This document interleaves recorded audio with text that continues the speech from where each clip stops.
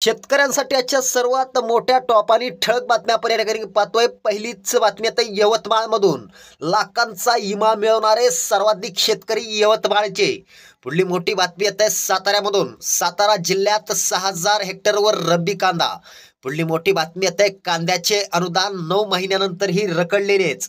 पुढली मोठी बातमी येते केळी पीक विमा नाकारलेल्या शेतकऱ्यांकडून तक्रार अर्ज, शेतकरी संतप्त. पुढली मोठी बातमी निघते पिवळ्या सोन्याची चमक उतरली, दर 5,000वरून पोहोचताच पुन्हा घसरणीचा ट्रेंड. पुढली मोठी बातमी येते शेतकऱ्यांनी कांदा पिकवायचा का नाही हे एकदा सरकारनं सांगावं, शेतकऱ्यांच्या संतप्त प्रतिक्रिया.